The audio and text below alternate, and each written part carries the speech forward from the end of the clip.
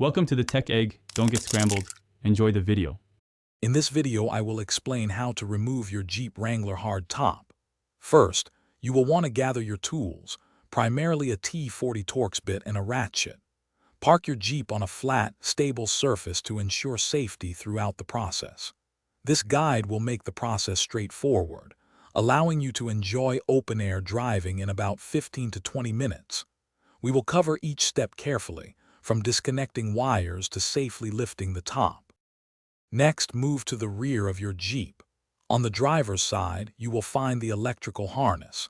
Carefully disconnect this by pressing the tab and pulling it apart. Immediately adjacent, you will see the rear washer fluid hose. Gently pull this hose apart to separate it.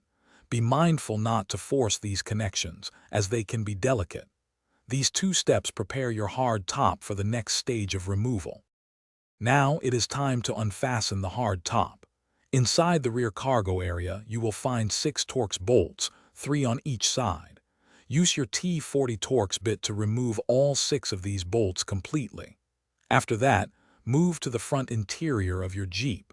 Above the driver and passenger seats, you will locate 2 latch clamps.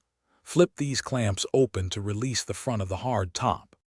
With all fasteners removed, your hard top is ready to be lifted. This is a 2-person job at minimum due to its weight and size. Alternatively, a specialized hoist system can make this a 1-person task. Carefully lift the hard top straight up and off the Jeep. Once removed, store it on a flat, stable surface, perhaps on a moving blanket, to protect it from scratches and damage until you are ready to reinstall it. Thanks for watching. Consider subscribing if I helped unscramble your problems.